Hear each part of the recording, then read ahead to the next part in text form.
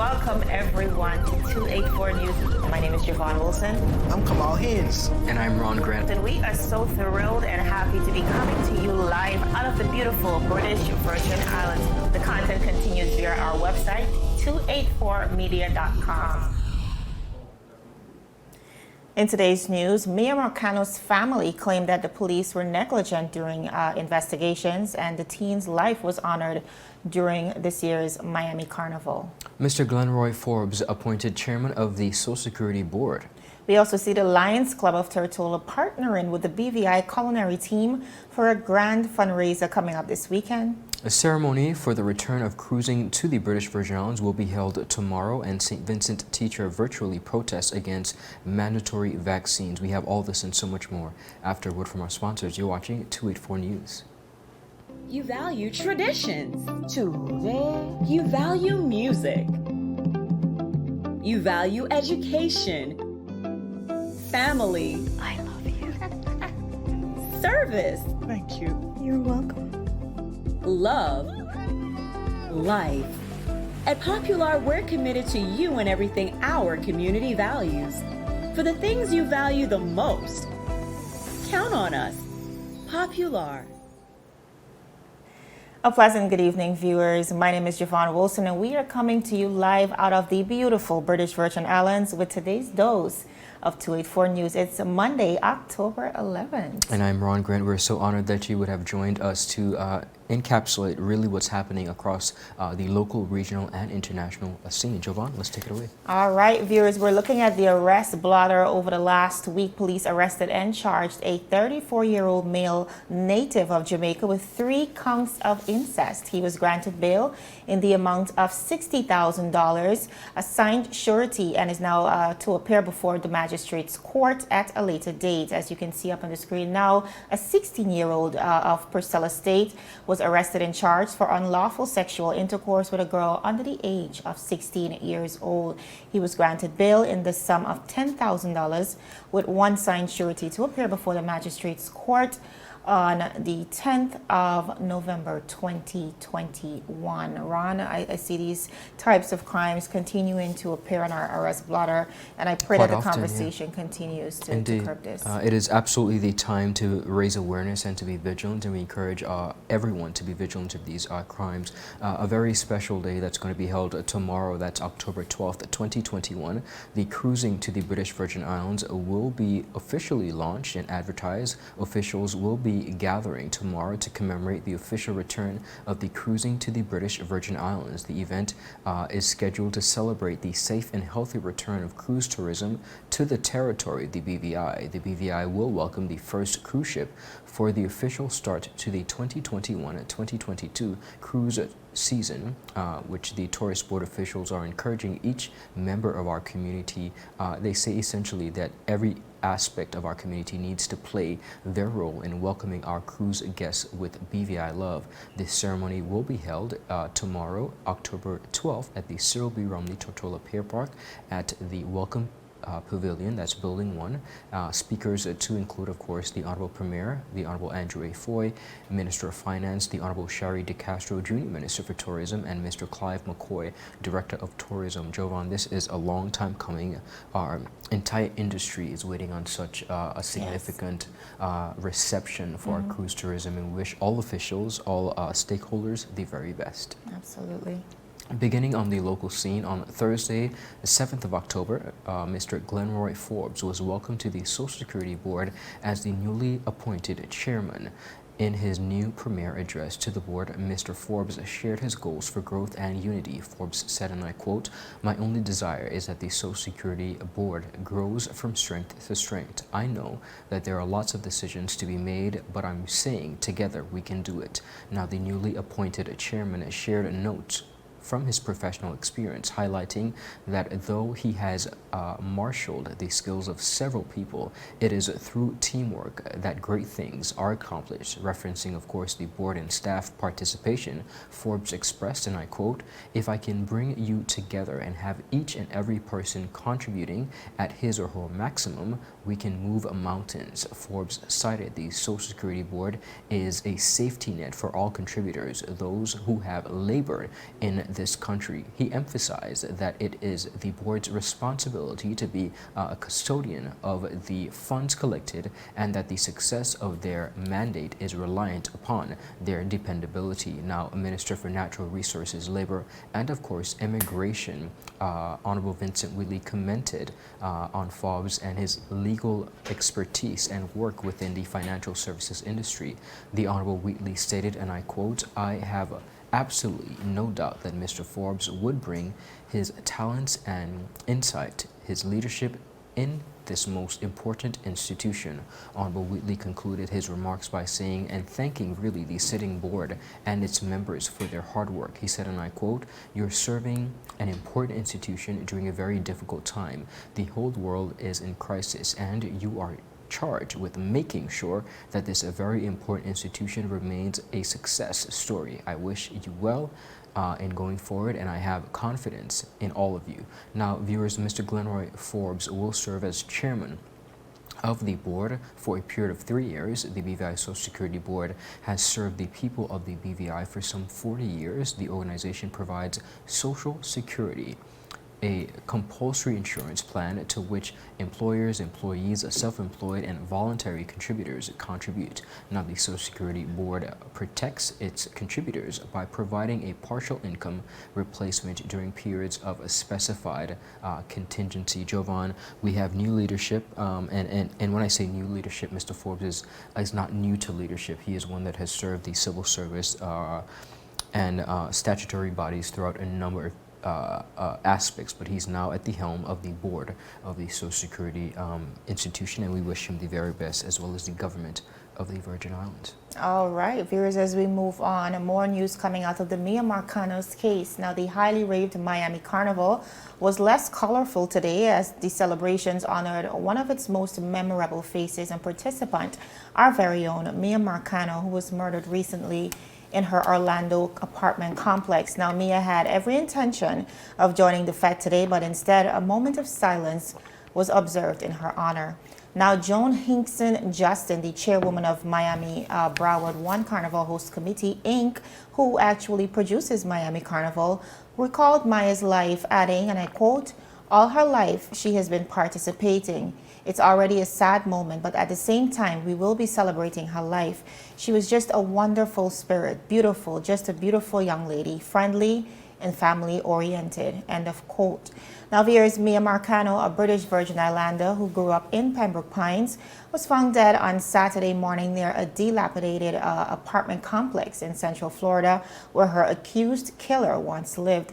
Now, Marcano was a sophomore at Valencia College in the Orlando area, and the 19-year-old was reported missing September 24th after she failed to get on a plane bound for South Florida.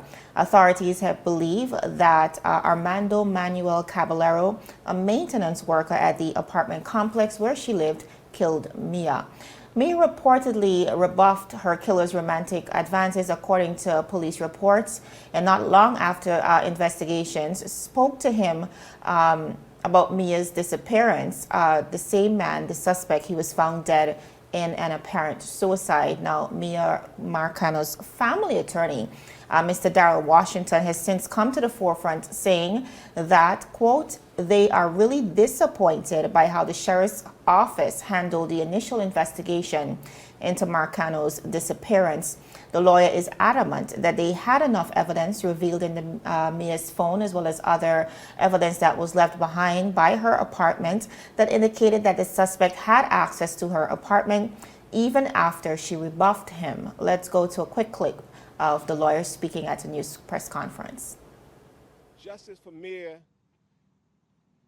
it's going to require that the sheriff's department takes accountability. They need to take full accountability. I think the sheriff needs to come up, he needs to look at that video, and he needs to compare that video to everything that he learned about that morning and see if there are inconsistencies.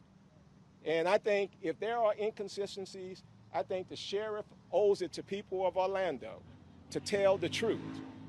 I know watching that interview just a short moment ago, he could not say whether what those officers or the deputies did was proper. All he can say was that we need to conduct the further investigation. So again, I think that would be justice. Justice for Miya and the family. We'll be having laws changed. You heard us talk about the Miya's law.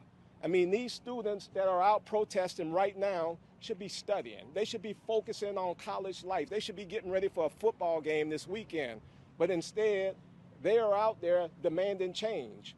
So when we see those type of change, then we will see some type of justice. But the only justice truly that this family can get for Miya is if Miya was gone home with them.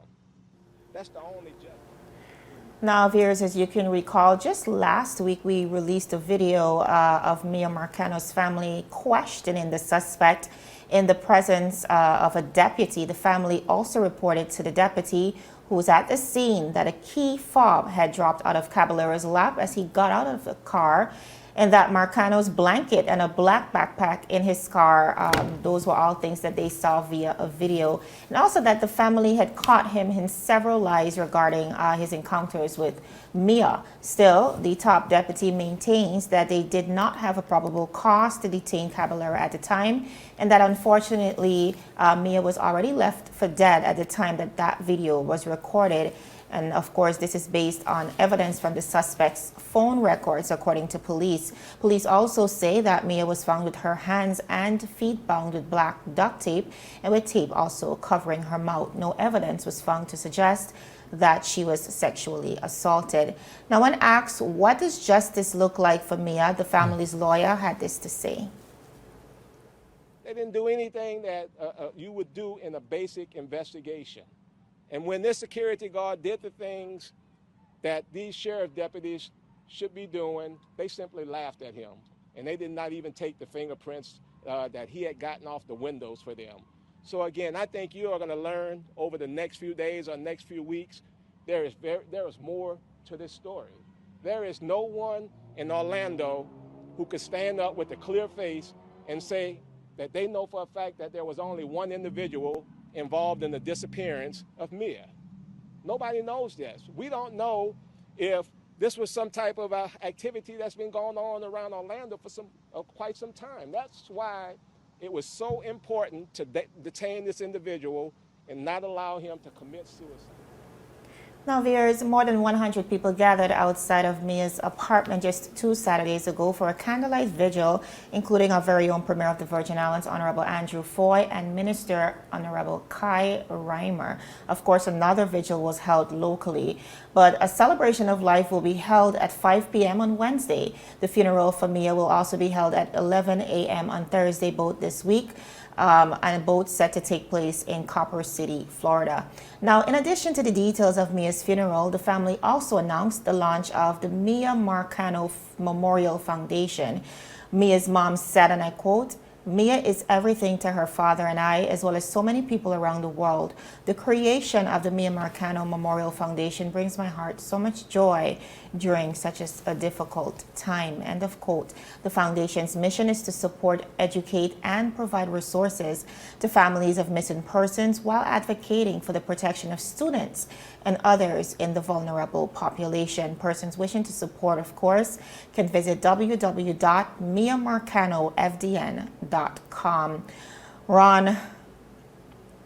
What a beautiful tribute. Yes. And I think it is unfortunate when we look at the situation to really encompass one's life. But I do applaud all the agencies that have come forward, particularly the family, to honor Miya in this foundation. And I do hope that with this foundation, in addition to hopefully legislation that would really secure persons, and of course the Miami Carnival Committee that is really seeing it fit to honor her, a beautiful soul, a beautiful person that really contributed to the joy and laughter of so many. And I think that while it is an unfortunate situation, and I do wish that we did not even have to be at this point where we're speaking about the situation, but we are thankful that she's being remembered and honored. Absolutely. As you look across the pictures and the videos from today's carnival, so many emotions. As persons were essentially out fetting, but so feverishly remembering the memory and the legacy of Miya Marcano. I'm praying that this foundation is far-reaching, because this is a situation, like the lawyer said, at this point we don't even know if the suspect was the only person involved with in her disappearance. What about if this is a common thing? What about if it's a ring?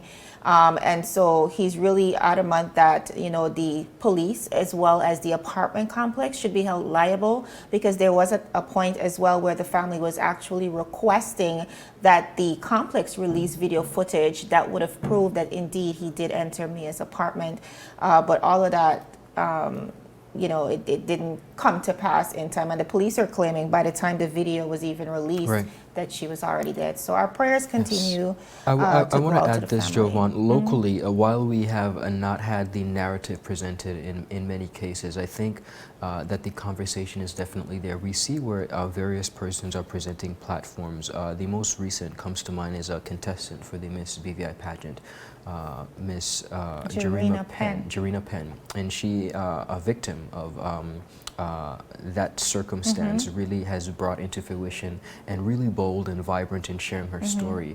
That is the conversation that we need to hear locally. That is the type of dialogue. And you are part of also a panel of other persons, including Royal Virgin Islands police officials and another queen, Miss Sophia Rubain, who really spoke about similar experiences. I think it is high time that we stop hiding.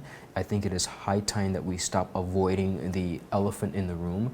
There are victims and there are perpetrators, and they live amongst us all. And I think if we were to really put that in the forefront and really channel that conversation, the openness of it and the conversation that allows victims to feel free to speak up when something is awkward, from our children to our adults, that is where we need to be. Yeah, we have to confront the conversation and begin to create a safe space for those persons. And of course, as a territory, begin to heal, because we want to ensure that the future generations are not subjected to this as well. Now, viewers, it's still ahead of the break. The Lions Club of Tortola is now set to collab with the National Culinary team, that is for a grand fundraiser this weekend. We get into the details of that and so much more right after this commercial break.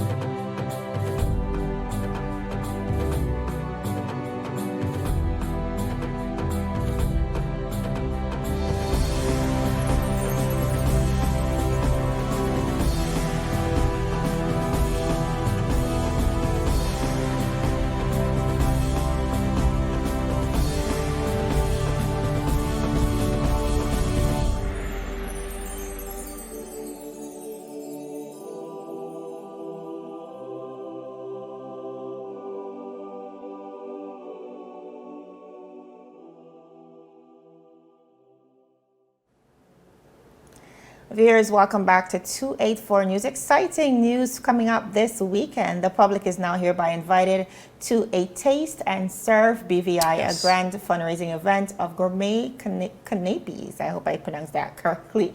Perfectly paired with fine wines and a silent auction with a range of exciting prices. Now, the fundraising event will be hosted by His Excellency the Governor John J. Rankin, CMG, at the Governor's House on World Food Day. That is this Saturday, October 16th.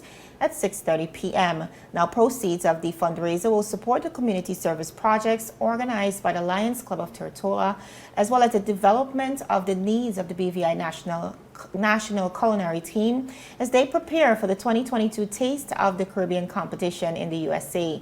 Now, Governor John J. Rankin, CMG, is a big fan of the Lions clubs from other international assignments, where he always supported the local club and, of course, welcomed the opportunity to support both organizations. Governor Rankin said, and I quote, As an honorary Lion, I am delighted to host this community-minded event, which contributes to strengthening the social fabric of the territory and at the same time support the territory's culinary tourism, end of quote.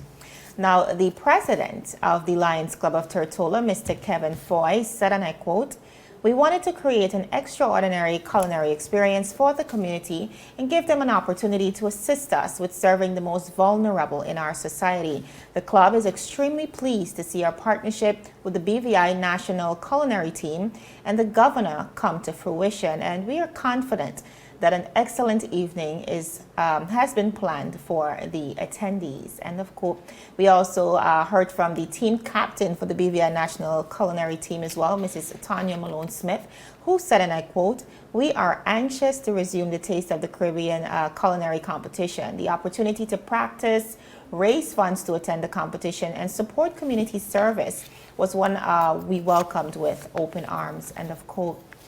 Now, viewers, a 10-member team normally has a series of practice dinners to sharpen their skills in preparation for the annual Taste of the Caribbean competition, where they have captured gold at past events. Now, at Taste and Serve BVI, which is happening this weekend, guests will enjoy award-winning skills of the BVI National Culinary team through 6 courses of mouth-watering dishes perfectly paired with 6 fine wines donated by Platinum event sponsor Caribbean Cellars. Now, food and wine experts will coach attendees through each course of this culinary experience. And during the silent auction, among many other items, prizes include staycation packages at 5-star hotels such as Rosewood, Little Digs Bay, Scrub Island Resort, Windham Lambert Beach Resort, and Sabre Rock Resort, as well as a wide range of experiences such as massages, professionally prepared gourmet meals, dining with the governor, and excursion tours around the Virgin Islands. We also have fine art, jewelry, photography, pottery, and gourmet baskets, as well as designer bags and other items, also a part of the silent auction. Now, Platinum event sponsor for the Taste and Serve is, again, Caribbean Cellars. Contributing sponsors also include the Rosewood Little Digs Bay, Scrub Island Resort, Windham Lambert Beach Resort, Sabre Rock Resort, DJ Push Bob, Super Value, One Mile Supermarket, Bobby's Supermarket, Cleve Farrington, Driftwood Spa, Eco Adventures, Gumption Learning Adventures, House of Luxury, Captured Photography, Ocean Spa, Sakani, The Pottery Garden, and Ray Von Callwood. Of course, interested persons can register and purchase tickets for the event by visiting the BVICCHA's website, or persons can contact any member of the Lions Club or email tortolalions@gmail.com. Purchases can also be done from the governor's office, or you can email, again, BVICCHA at info@bviccha.org. You can also contact 541-3731 or 343-6950. Of course, all protocols will be enforced during the event. Ron, we always continue to see the nonprofits of the BVI truly collaborating with corporate BVI to ensure that we are meeting the most vulnerable in the community. I'm very happy to see that equally we can support our ambassadors, which is the BVI National Culinary team that continues We're so proud of to them. feed our taste buds Yes. and represent so well on the international stage. So I'm trusting that this event will be a successful one. And the culinary team continue to do a remarkable job in representing the territory on the culinary scene. So we're excited with this endeavor. Continuing on, viewers, on the local scene, Virgin Islands residents are invited to join the annual BVI Shakeout, a drill to practice the best way to stay safe during an earthquake. The BVI Shakeout is part of an international Shakeout Day held annually on the 3rd Thursday in October that attracts millions of participants globally. According to DDM training manager Karishma Hicks, drills where participants go through the motions of safe response help to really identify any gaps or limitations in preparations. Ms. Hicks also stated that a 7.2 magnitude earthquake that struck Haiti's Peninsula on August 4th serves as a great reminder that strong quakes can happen without warning, so residents need to do all they can to be ready. Practical, she said, exercise are the best way to learn how we can improve our preparedness without actually having to experience a disaster. Going through the motions allows us to see areas that we can improve upon or strengthen our overall level of preparedness. During the self-led exercise, participants will practice the drop, cover, and hold on safety method, endorsed, of course, by the Department of Disaster Management, along with the emergency officials and first responders worldwide. Drop where you are, onto your hands and knees. This position protects you from being knocked down and allows you to stay low and to crawl to shelter nearby. Cover your head and neck with one arm and hand. If a sturdy table or desk is nearby, crawl underneath it for shelter. If no shelter is nearby, crawl toward an interior wall away from the windows, which is required. Stay low, bend over to protect vital organs. Hold on to shaking stops. Under shelter, hold it with one hand. Move with your shelter if it shifts. Now, no shelter, of course. You have to hold onto your head and neck with both arms and hands. The BVI stakeout is free and open to all. To join,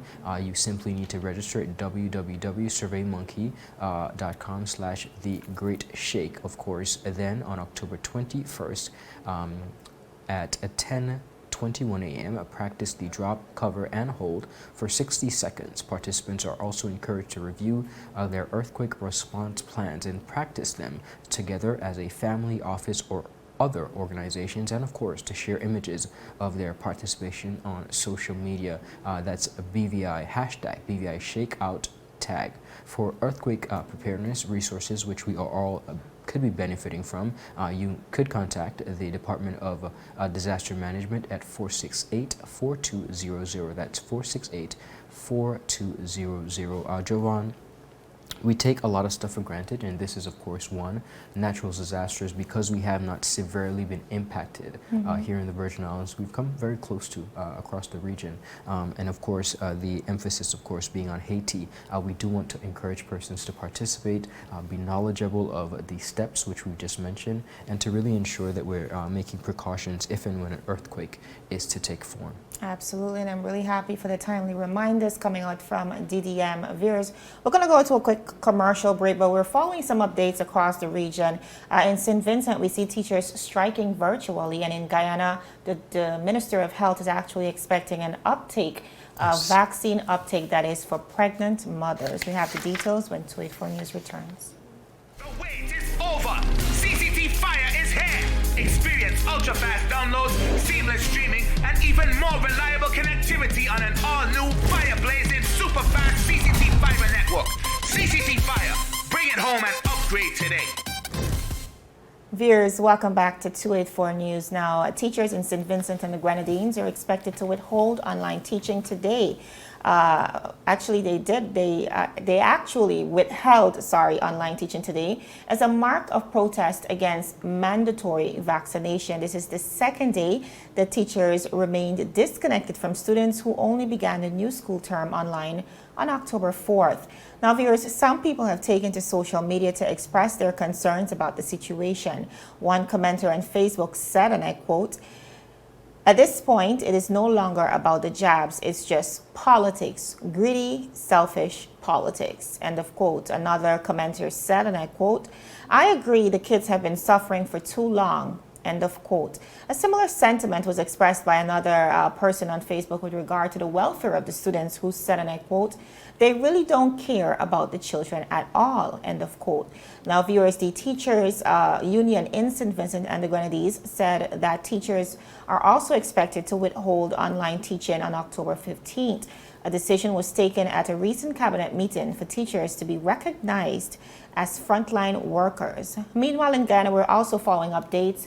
The Health Minister, Dr. Frank Anthony, expects a high uptake from pregnant women. Let's go to that clip. All the data now that we have pertaining to these vaccines is that it's safe during pregnancy. So whether it's in the first 3 months, second 3 months, or the last 3 months, it is safe throughout the pregnancy. So at what point you choose to get the vaccine, it doesn't matter. You can get the vaccine so as to protect yourself. The benefits are a number of things. One, during pregnancy, most women would be more at risk for COVID-19. So if you are immunized with one of the COVID vaccines, and in this instance, if you like to get the Pfizer vaccine, we're making it available. But once you get immunized, it protects you. It reduces your chance of getting infected. It reduces your chance of being hospitalized with the most severe form of COVID and reduce your chance of death. And I think these are three of the main benefits that you can derive from the vaccine. Of course, when the baby is born and you're breastfeeding the baby, the antibodies that your body would have produced would also pass through the breast milk, so that the baby would have some form of immunity as well. So that's another benefit. Now, viewers, the government's vaccination program for breastfeeding and pregnant mothers was rolled out last week. Dr. Anthony also revealed that Guyana continues to inch closer to herd immunity against the virus, with now more than 223,148, or 43.5% of the population now being fully vaccinated. They also have just about 71% of adults partially vaccinated. Ron, in many countries across the region, we are seeing these vaccine mandates. Yes. Clearly, there's some backlash, but persons are nevertheless, governments pushing forward with getting at least the majority of their populace vaccinated. Indeed, viewers, unfortunately, that is all the time we have. Lots more content, but you can do that by visiting and see that by visiting our website as well as our Facebook page. It is always a pleasure. A happy Monday to each and every one of you. We look forward to an amazing week of content. I'm Ron Grant. And my name is Javon Wilson. Thank you so much for joining us, and do check us out tomorrow again. Bye-bye. Bye-bye.